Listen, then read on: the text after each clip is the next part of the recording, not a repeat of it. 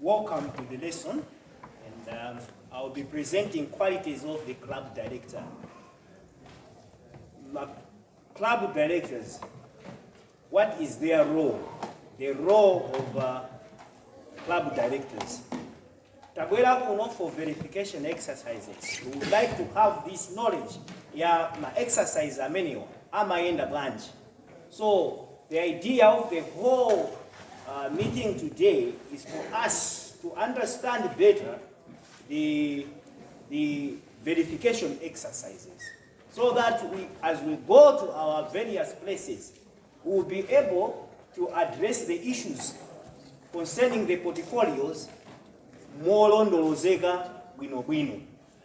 Now, chifukwa chimenecho, my directors, they have got a role to play in this exercise. What is it that the directors are to enhance mapunziro ana atu clubs osiana. Then the qualities of a club director. For a club to be successful, for all its mission to be successful, sikudalira kwambiri ku club director. For a club director, the amena maoneka kuti is an engineer, a driver on the seat. And hamakwela minibus. Koma amena maendetsa minibus imene. Si anthu onse 32 akwela minibus. It's only one person. Amena used to drive the vehicle. Now, in this case, the club director is the one who is driving this vehicle. Ya club yake. Whoever is in the club is under the supervision of this director. Choncho, chipambano cha club, chipambano cha estate, chipambano cha company, chadalira the manager of the company. Otherwise, zonse zimabufa. Pachifukwa chimenecho, uyu wotsogolera club, what qualities amene akuyenera kukhala nawo? Number one, akhale mkhristu amene ali in good order with the Seventh-day Adventist Church. Akhale munthu amene knows very well about the principles of the Seventh-day Adventist Church. Lero kwabwera zinthu zosiyana. Pingo wa Seventh-day Adventist Church wagawikana pangapo, ena ndi alogo, ena ndi angelo atatu, ena ndi osaja zachani, ena ndi onsewo apasuka pamene. Enawo ali momwe muno mu mpingo wa Seventh-day Adventist Church, but they are still carrying ma beliefs ena amene sa Seventh-day Adventist Church. This leader akakhala amene asokoneza club. Mwaona mene kunatuluka Global Youth ya chakachata. Kumene kunali chi combination cha zochitika mu AY kupanga one logo, you remember? And ambiri azisogolera ambiri, they were saying that one is satanic. So ngati mtsogoleri uyu ali ndi this idea that this thing is satanic, do you think akaendetsa club ya Seventh-day Adventist Church molondola? That's why this person is supposed to be in good terms with the policies and the beliefs of the Seventh-day Adventist Church. Not Seventh-day Adventist Reformation, not Seventh-day Adventist but Seventh-day Adventist Church. Because this club belongs to Seventh-day Adventist Church and is under the direction of Seventh-day Adventist Church and its policies. So ntsogoleri amene yu akhale amene ali in good standing order ndi Seventh-day Adventist Church. Asakhale ntsogoleri amene akuyambana ndi kutchalichi kwake, amene akuyambana ndi utsogoleri wa mpingo wa kwawo. No, chifukwa akatero ma programs ena saayenda ayi. akapempha bwanji ku office ya church board pamene is not in good terms with the board. So mtsogoleri amene akhale ndithu in good and regular standing of the Seventh-day Adventist Church. Number 2, this leader should be mature. Maturity is very important to make sound decisions. Menadinari Master Guide Club, adaripatsa phunziro lina la how can we make decisions. Potipatsa chitsanzo cha the heart transplant. You remember? Mena mana kuti muli munthu mmodzi amene afuna kupatsidwa mtima. Pali anthu angapo amene afuna kupangidwa operation ya mtima. Koma mtima awo ndi umodzi. Ndi anapereka anthu osiyana-siyana kuna kuti inuyo mupange chiganizo in 10 minutes time kuti mtima awo mupatsandani. So mtsogoleri is supposed to be mature in decision making. Mtsogoleri azitha kumapanga chiganizo mwa msanga koma chiganizo cha mphamvu. Azonko amatifotokozera pompano kuna kuti a lot of us timakwiya pa zinthu zimene zizotani zazing'ono. Mtsogoleri is not supposed to be moved by emotions. Mtsogoleri asamane kuti inetu ndimakwera blood pressure apite naye kuchipatala. He is supposed to hold his peace for him to make a sound decision. A decision is made osakhala utakwiya, osakhala uli osangalala kwambiri. Somebody made a blunder. You remember the story of Felix. Ndi mfumu ija imene kunabwera phwando and people were dancing. Akumwa, then he said, amina vine kuposa onse, I will give him more, what. And the daughter danced very well. And I would sang her, only to find out that he chose the head of John the Baptist. So decision tisamapange when we are takuondo kwambiri, kapena takuya, kapena dinima vuto ena, you are not going to make sound decision, and that is a sign of immaturity. So somebody who is mature is supposed to be the club director. Komaso club director amene akhale master guide, kapena SYL amene wachita thorough undergo ma staff training courses. A club imene yakuitsogolera. It's very, very important to undergo staff training course. Mudutse mu Adventurer Ministries. Adutse mu Pathfinder Ministries. Adutse even ma SYL akuchitikawa. That one akhala mtsogoleri when because adziwa mavuto amana, the weaknesses of the child, the strength of the child, and adziwa malogistic ena amene angagwiritse ntchito to run that particular club according to the people ali mu club minimum and their ages. So udziwa bwino policy. You cannot run a company without knowing the mission of the company, the mission statement of the company. Because whatever we are doing in a club, we are working toward achieving the goals of the club. As soon as you undergo the staff training course, the basic training course in that particular club, how are you going to lead? Because you will not know the policies and whatsoever of the particular club. So mtsogoleri amene akhale munthu mmodzi amene wachita undergo such training. Another quality is that mtsogoleri amene should be interested in the youth. As a current mtsogoleri who is not interested in the youth, chifukwa amene akumtsogolerayo ndi mwana wachinyamata, ndiye iyeyo zachinyamata samazikonda. How is he going to lead? Azikhala mtsogoleri wamachitachita so that when he is amongst the youth will be able to say, wow, we have a leader here. We have a friend here. We have a counselor here. We have an instructor here. Our father, our friend, our brother, our sister. Osati mtsogoleri ana azimopo. Mtsogoleri osadziwa mavuto ana. Mtsogoleri ongotengera kuti ayi tipange zakuti. No. Akhale mtsogoleri amene is interested in the youth.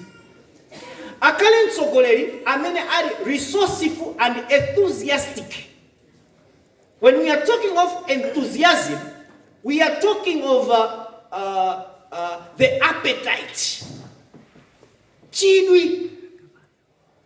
Azikhala mtsogoleri amene ali ndi chidwi ndi zimene akupanga. Atsogoleri ambiri, we are not enthusiastic. Tikoza kunyamuka kunyumba nthawi ina iliyonse kumapita kutchalichi. Pamene ana asonkhana kale. Tikoza kumangomwetsa maklasi aja, ma instructors athu osachita monitor, basi kumangokhala mpaka na the whole half a year. Nothing is happening. Because of a leader who is not enthusiastic. A leader who is not resourceful. Akudikirirabe kunena kuti mpingo ugule materials zako ewayi. Uku nthawi ikupita. My external verifiers akubwera, nothing on the ground. It's one and one. Those people are coming to see the portfolios. The portfolios are in 6th and 7th, in tatters. Kumachitanso uyobwera ikumadza akonza kuti iya ichi chikhale apa, atsogole. Sakuziwa china chichonse. Why? He's saying here, it's not resourceful. So, as we are living in this generation, a leader should be conversant with the internet, with the computer. We are living in a technological world. Everything is going electrical. Electrical library, electrical Bibles, electrical what. And the way you are not conversant with these things. And my programs, my manuals, you go there, you Google, you find them. But you don't even know where to press your finger on the computer. Then the whole district is just like that. It's high time a leader should be resourceful. It's high time to swallow our pride and go by nowadays. So a leader should be resourceful and enthusiastic. Tili nawo maboard opposite ma church matu. Ngati mulibe mukudikirira ndani amene atakugulire ni maboard. Do you have chalk? Do you have the files, the whatsoever? It's high time for us to introduce libraries in our clubs. Kuti akafuna mabuku aja negative word in a positive, negative word in positive church in a negative world. They should be able to find them in your own local library. The desire of ages, they should be able, the steps to Christ, they should be able to get them there. The children's stories, they should be able to get them there. It's high time a leader should be resourceful. Tisamango dalira zinthu za 1972. Lero dziko linafika pena. We can make our own libraries. So a leader should be resourceful. Because sungachite run a club ndikumaphunzira maphunziro without a library. That's why a lot of us, we are goofy. So a leader should be resourceful and enthusiastic. A leader should carry responsibility. You accepted. Now start working. But you are still waiting for somebody to come and say, hey, you are the leader, start working. No. And anasankido kala ma instructors, and anasankido kala ma counselors. Start working. Start working. Make plans. Mpaka na bano nsogoleri sanabange the master plan. Ya mmene atayendetsere ntchito yake chakashi. Angoyendera tsiku limene ali kuti. Oni kuna ncholi pansika. I think lero ndikangophunzitsa zakuti. No, a plan is important. A scheme of work is important. So a leader should carry responsibility. Mwana adu ya kupanga za kurasa ni yai inadiye hii msokoleri ndiwe. Msokoleri ndiwe. Take up the challenge. So a leader should carry responsibility. Mtsogoleri should be able to recognize new ideas quickly. This is a word of research. See kuti zonse zimene tikuphunzitseni pano is on the ground ku church kwanu. Ana amasiyana. Ana ndi azungu. Ana amalankhula chichewa. Ana ndi akuma private. Ana ndi akuma government secondary school. Ana kwina ku school sapitako. So we cannot have the same spoon and same feed for. Kuna tingopatsana ma principles. But as a reader, you should be able to sit down and digest it. Kuona kuti kwatukuja. Chinga kagwire bwanji chinthu ichichi. So new ideas. AYS naende for 5 years. Andisanga kukhala mtsogoleri this year. Ndipange bwanji. New ideas. Ena fetingoendera ma ideas amene ma instructors athu anatiphunzitsa those times. Nthawi yasintha. Ana akusintha. Ana alero ndi amafilimu oonera makatuni. Ndiwe sodziwa kuna tsopano in this cartoon world, how am I going to put my things kuti anawa ndigwirizane nawo. Chifukwa kakapanga zakozo musempana. So a leader should be there, recognize new ideas and implement those new ideas. Tumaona mafunso ena amene atsogoleri kumafunso manena tsogoleri zanga iwoganiza bwanji funso limene. Zinthu zimanenedwa. Mene mucha mamanyoza chamanenedwa amakamba zinthu zinazo zisuitable kwawo. Kwathu kuno zikabwera titani, we should use the same principle in a different way to achieve the very same idea. Imene awo ananena. Those are, you think deep. Tisamakale atsogoleri amene tilibe maganizo anyuwani. Mangopanga zobwereza zokhazo ana amatopa nazo. In the process, izapezeka kuna kuti ana ambiri they are not attending the classes. So mtsogoleri adzikhala woterewa. Mtsogoleri adzitha kudziwa zochitika za mu club mwake. He should be able to be familiar with his club. Mtsogoleri asamakhale ona kuti anthu ena kupanga zina iye osadziwa kuti zikupanga staff yake ndi zolondola kapena ndi zolakwika. So you should be able to be conversant with the policy of your club.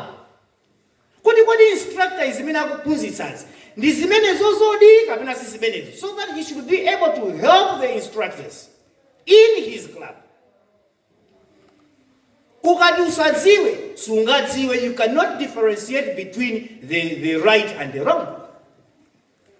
That's why uzikaphunzitsa to keep a song in my heart kumaphunzitsa ana Kristu munyimbo. They should keep a song and always say Kristu munyimbo eseoja azimba. Different from what the point is talking. I walk softly in the sanctuary. There was a now as nyangama my Bible. Nyanga. Different from its meaning. Uniform, kodi green do you? Ndiye nene indeed Susie. Ichiyachi igabati. You don't know where to put the insignia. So how are you going to live? Uzamona sosogole yemwe uniform yake yoso china wachika hapo china chilibacha. Things are just everywhere. Zingochitika. No. It's not supposed to be like that. So a leader should be familiar with the work in his/her club thoroughly. Azidziwa kuno bwino. Ora mwana uyu mpango ndi nkozi sana mange bwino. Amfundo isiyo eni ndi bange church. Ichi ai. So a leader should be familiar. Because it is only when you are familiar with your club whereby you stand and advise your staff the right way to do things. That's why you are supposed to attend the leaders' meeting each and every month. As Tsokole Ampiri, we are very lazy to attend leaders' meeting. Zone leaders' meeting, conference leaders' meeting, we are not coming. How can we know of the developments? that has been made if you are not attending the conferences. Because the way amene kwenda kuti utenge zinthu zija zina zasinthidwa zina zakonzedwa, you are supposed to take those things to your club, and yet you are not attending those meetings. So a leader should be familiar with his or her club, very important, so that he should be able to assist the counselors, the instructors, with any problem that can arise from their field of work. A leader must be able to work well with his or her staff. There should be a very good relationship between a leader and the staff. Chifukwa ndamene akuthandizira ntchito. Iye is just supervising. Apereka ntchito kwa mastaff ajapanga. Aphunzitsa. Achita zosiyana zija. So that working toward the goals zimene masymposium akukamba zokhudzana ndi classes amaklabu. So ngati mtsogoleriyo is not in good terms ndi staff yake, nekutazipezeka kuti he is delivering things to be done and the staff yo sikupanga zinthu zija, because there is no good relationship between them. So a leader should make sure mtsogoleri asamakhale woyerekedwa ndi wamatama. Mtsogoleri should be there to a humble person, somebody who is humble, somebody who is approachable, somebody who can be corrected. Mtsogoleri is not a Mr. Know-it-all. Azifusa nzeru. Safusa anadelyani. Pula. So there should be a very good relationship between you and your staff. Kuti maclasses athu aende bwino. Mtsogoleri atani. Mtsogoleri must be able should be an example of spirituality. Should be a spiritual leader. Adzionetsa khalidwe la Mulungu. Adzionetsa moyo wa kumwamba.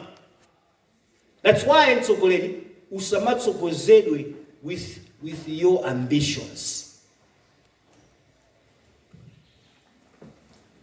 Kwabwera mavalidwe osiyana. And that's mtsogoleri, we are on top of the fashion.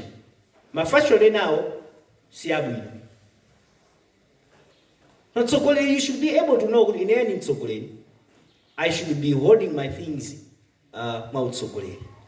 You have to be disciplined. You have to be self-control. Mtsogoleri asamakhala oledzera. Mtsogoleri asamakhala osutafodia. Mtsogoleri asamakhala gangster. Mtsogoleri asamakhala what? Because they are easily taken up. This men akupanga. So it should be an example spiritually. Udzipita ku church. Udzipita ma Jesus way akwana. You should attend ma meetings ena ndi ena. Udzifulumira ku church. Udzipezeka ku church.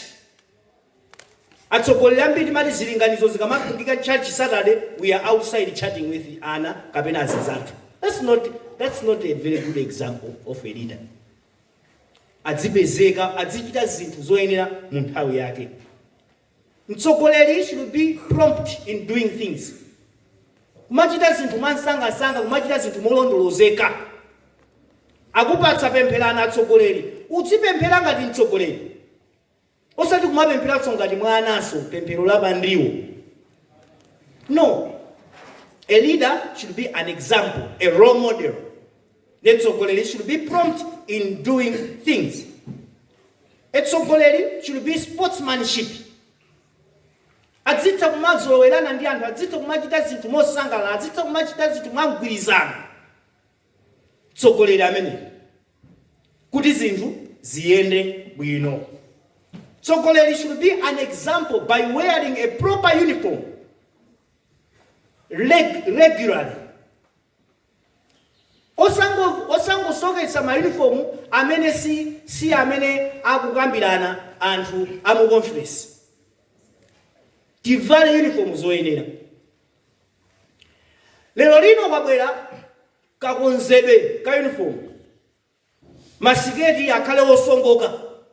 Ndeyo wavala yako yayaviyavi ngati yama yadulika. Asinthana kuti kukhale ma bottle green. Ndeyo kuumirirabe forest green.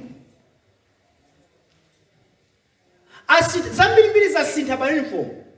Iweyo you should be the first person to change. Anatuuza kuti kaujeni kaapa kacha kalogo ka master guide kasakali. Iweyo ukhala oyambirira kuchosa kamenewo. Osaliso zichita makani timapanga ku meeting kuti chifukwa chani mukakambirana a conclusion is made. Once a conclusion is made, iweyo ukhala oyambirira to follow the changes. Because you are giving an example, you are a role model to Kwanacha. Netsokolele should be exemplary. Kumavala uniform yoyenera. Tilibe sabato za white, tilibe sabato za meruni, kuyewa igu, kuli black. Iweyo ngakale utayikonda ya meruni, usavale ya meruni mu uniform yako. Koma tsokolele mbiti manguponyesa basi. Ngati maewa yakha kusokonekera kumbali ya uniform tikuyambitsa ndife ya tsogolere. So it's an issue. So tsogolere should be exemplary in wearing complete uniform regularly. Now the roles of a club director. There are various elements that made up youth club programming.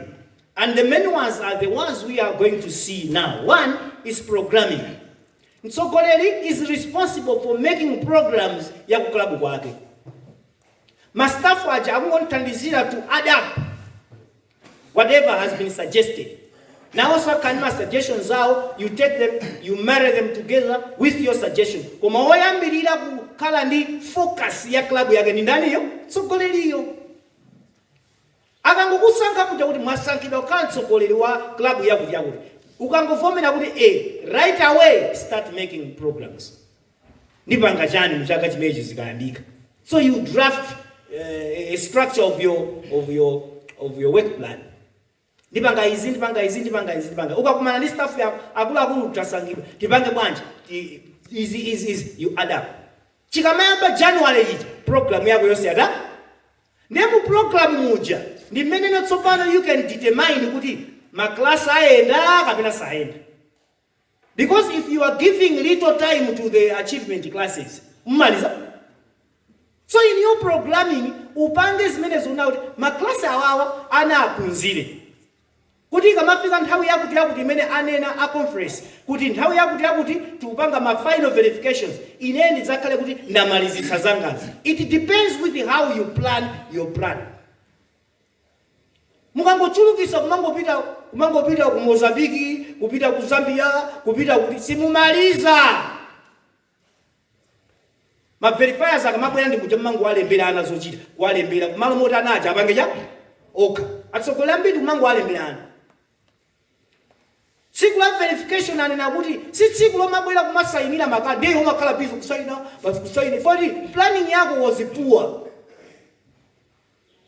Programming is very important. Once you miss programming, it means my verifications are taken. Chifukwa amene tukapangitsa zinthu kuti ziyende ndi ifeyo, si amene akubwera kudzayang'ana ma portfolio. Alibe awangobwera kuzangoyang'ana. Koma mwini filimu ni ndani? Ndiwe. That's why mabwera kuno kuti muzidwe zina ndi zina zimene mukwenda kumakachita when we go home. So if your programming is poor, it means that whole year you achieve little. And goal number one ndiona kuti mwana adziwe zimene zili mu club mwake mu class mwake. Osati iwe umpangirea. Because of poor programming, we end up kumapangira anaja. So once tikuwapangira anaja, mene mumu anaja taachita blur their mind. Sabadziwa pamene fasa napange nda oka napanga ndiweyo mtsogoleri. Usamakhale too good to do that. A lot of us, we are too good to do for the children. Impart the knowledge, pass it on. That's why tikumakhala ndi ana amene achoka friend, achoka chani, achoka ali guide, koma they cannot be managed to teach friend. For Zambia amangotani because of poor programming. So programming is very, very important. Your role as a leader is there to make plan for the whole year. So, the plan should be handsome. Variety of programs should be included in the plan. So that the plan, the children should enjoy the activities of the club. So it's very, very important to make sure that the plan is well constructed. Your role number 2 is planning. Planning is very important. It's more or less like programming. So, my staff members, they should get involved in the plan. Involve your staff in making the plans, suggestions that might improve and expand your club. Very, very, very important. Usangozipangira zinthu mwaiweka ayi. Otherwise plan yo ipezeka kuna kuti sili yokwanira sina dzadze bwinobwino. Ma major plans onse a church board adziwe. Tisapange ma plans akulu church board osatani. Chifukwa church board amakoza kungonena kuti zanu ziyaipa. That's why timati tikapita ma investment, ma induction kupeza kuti atsogoleri umachita kuona kuti atsogoleri watu sana auza sponsor awo. Ukwalowera, ukwalutayira yotira kupase cha transport paja masiku ano kuli cha transport. Mona ayanganizana, alowera uku. Tikakhala ina filima ngonyamuka mwapita. Umangochita kudziwira kuti sana auze etu akulampira. Musawadumpe church board yani. Musawadumpe as sponsor yani in the programs. Otherwise you do that, expect a lot of accidents on your way. Mukamapanga ma programs yani, consult your local conference. Local conference kuja director amakani ma programs ene aso abilimbiri oti achitike muchaka chiliyo. Chimenezo consult him. Muchite consult akulu a Blantyre Chiradzulu zone, a zone yanu, consult them. The education department, consult them. Nifanyake pano kwa sintidwa zambiri a education aduza zochita zambiri. A lot of you don't know because of no consultations. When you're making your big plans, consult the responsible people. Very important. Otherwise, sizichitika. Azoni ya education anatumiza ziyang'aniro za first quarter kumbali ya education. Do you know them? Atumizanso ziyang'aniro second quarter. Do you know them? Very soon they will be sending you to various areas so that you should do the first part of the verification. Do you know what is supposed to be covered? That's why consultation is very important for the successful of our clubs and the education department. So planning, very, very important. Consult. Major plans you have to pass. They have to be approved. Very important. Also, in good time. What else? The role of a leader, of a club director, is recruiting and supervising. Recruiting the staff. You are the responsible person now. Uyu apite kuma class. Uyu cancer. Uyu apangezaku. Iwe you are responsible. So, ngati recruitment yako ikale poor. Outcome ikabu. So as a leader, you have to be mature there. Musasankirane kukondana. Choose those people who are capable to do the work. Musatengere maudani sakutandizani. Because there is this somebody who is capable to do a particular thing, but is an enemy to me, a club director. So I said, who cowl? I said, I will not choose you. Who is going to cowl? It's you and the youth. Is this a family issue? This is a church issue. You have been given a responsibility to take care of the children. And you are neglecting the capable people to do that. Don't combine your personal things with God's work. They are two different things. A leader should not be an enemy to any person. So says Christ. Love your enemies. So to kolera samasunge ma grudges. Anani kaulisa amene 2 years ago ni kaulisa chaka chino. Sayona ewa yangai yanani. It's not yours. It's a mistake that you are a club director if you have those mentality. It's not your club. It's God's club. You are a God's hand. You are doing God's work on behalf of Him to the children. So, recruiting staff is very important. Muchita recruit antu amene samabwerako kwewayo. Sanabwereko. Mwayiga akhale ma instructors anu. Mukuchita recruit antu amene ewayo yawo ikufunika update. So you are recruiting them. Akupanga zomwe zija zachikale zija akusempana ndi zimene education akufuna pa conference. Recruitment is very important. Once you choose wrong resources, you will not achieve what you wanted to achieve. So as leaders, we have to make sure that when we are recruiting staff, we are in a sober mind and a mind led by the Holy Spirit. Very important.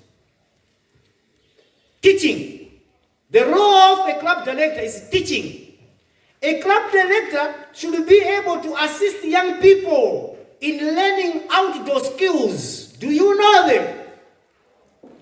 A club director is supposed to help the young people developing their spiritual values. Do you have spiritual values yourself?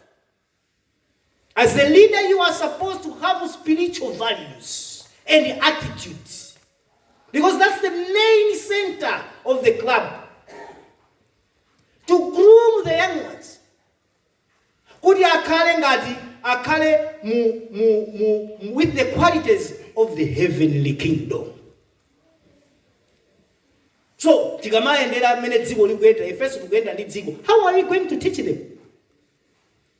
So teaching is our role. Crafts are always an interesting part in the club. Ambira ife chaka chikumata, no crafts.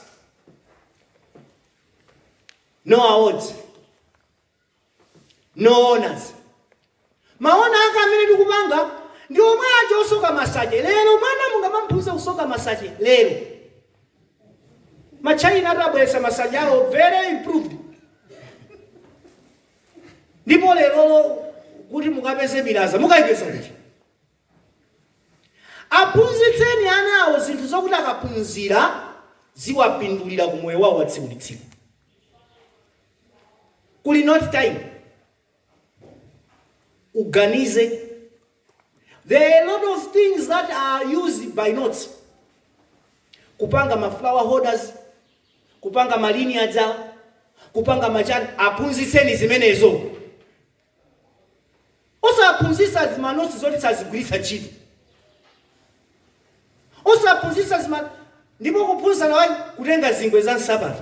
Ale sakatenga amasume Sabbath yako. Chingwe cha Sabbath nomba chisuwa kutalika kwaje. So we have to be very, very creative when we are doing the arts and crafts. My SYLs, they are akulu amenewo.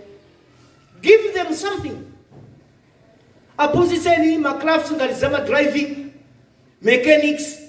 So you sit down and think, how am I going to do? Ne budget ija, planning ija.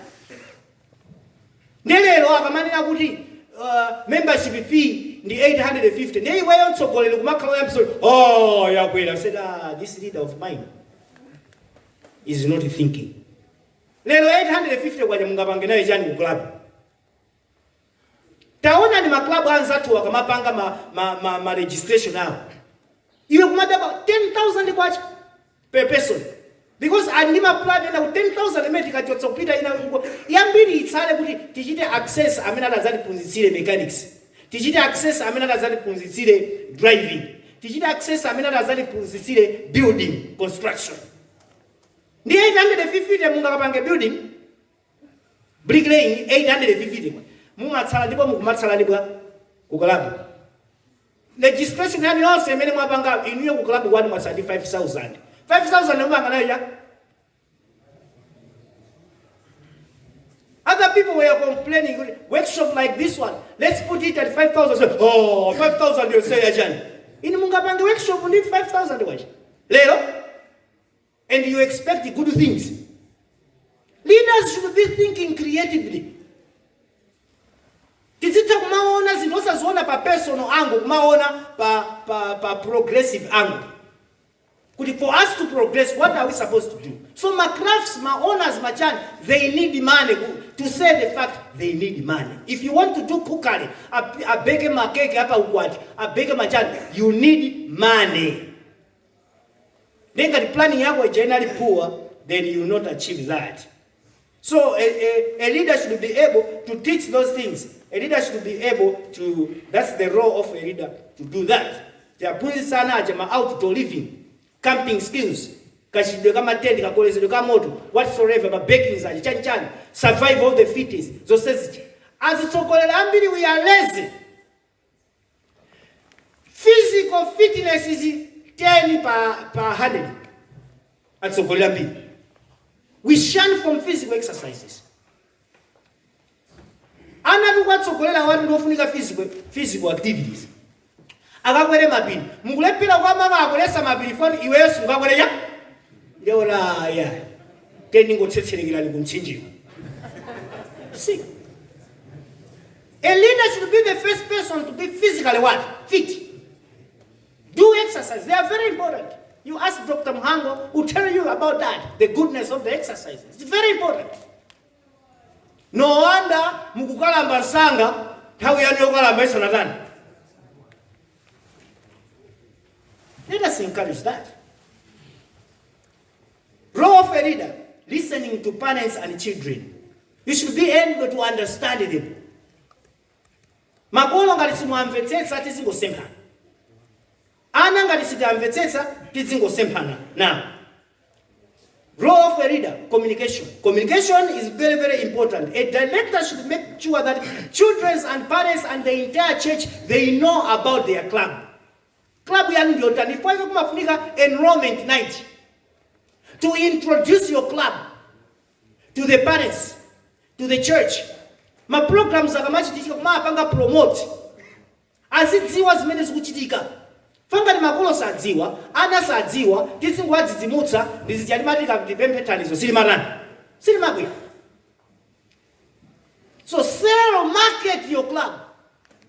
The church should know but find a club njani. SYL ni club njani. Ati kwabwera maambassador, ati kwabwera machana. Ndizichani zimezizi. The church, the children, they should be able to know that communication is your role. Atsogolera mbiri city matter kupanga zimenezo. Timabwera ku meeting, leaders meeting, zakambira nazo osakauza ma staff watu. Kungokhala nazo weka iti. Izi tikukambirana panozi ukhala nazo weka. No meeting at all pa local church. Staff meeting, not even one. I need to.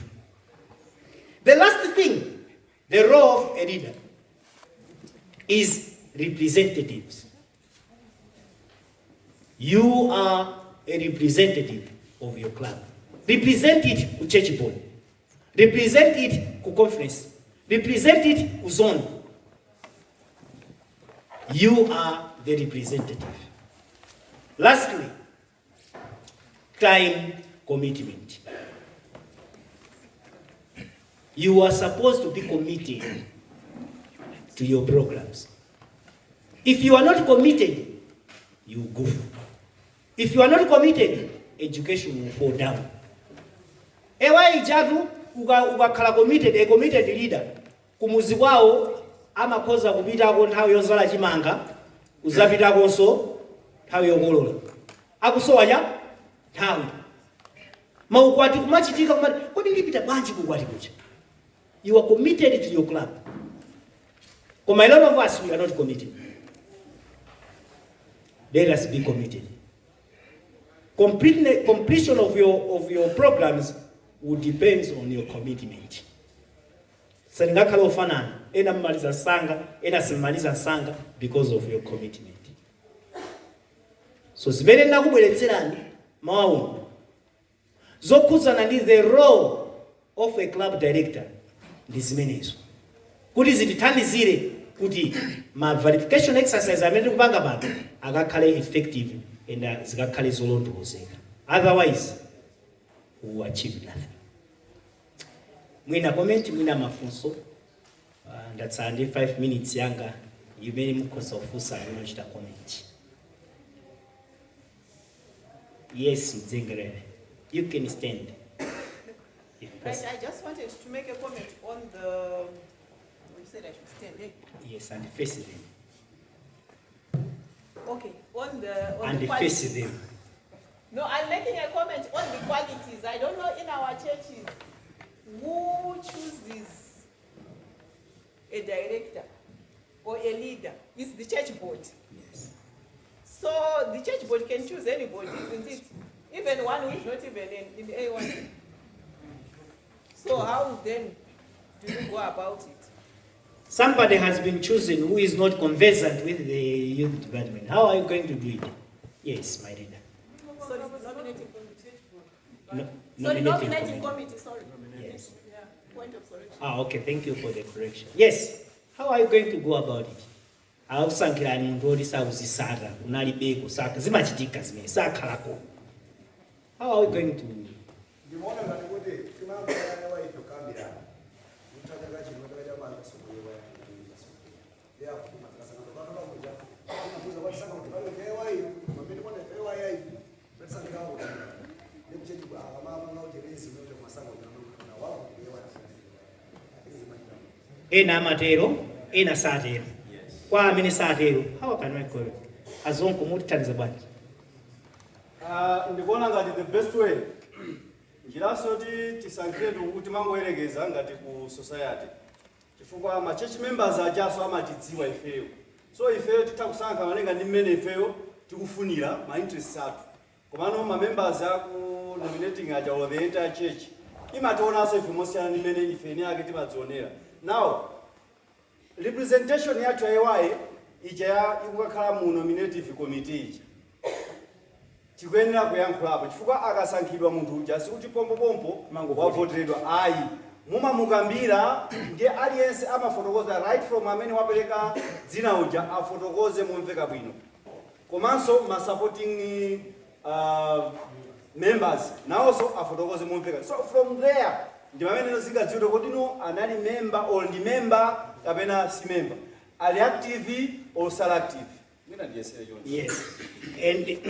And okay, ndisanamalize omaliza akhale inu mwayimika mkono apo. Yes.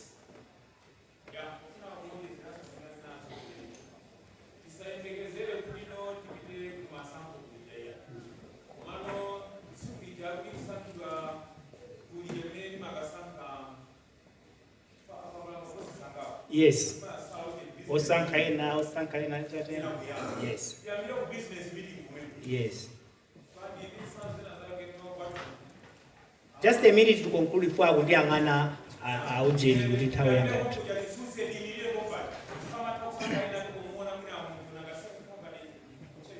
Yes.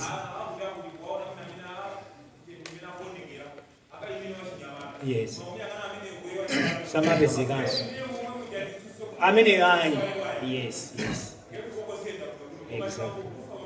Bas. Yes. Ndiye kuphatikiza amenepo akasankha muja kumakhala nthawi yoti mpingo uvotere for 3 weeks. Ndiye mukaona dzina lina lake kuti aweyayi bwanji kuyimika mkono and consult the elders kapena a chair a nominating committees and zonse zikhozanso kukhala. Koma tikangololera kuti osayiziwa iwo ayasogoleri azikaphunzirira konko. Sorry.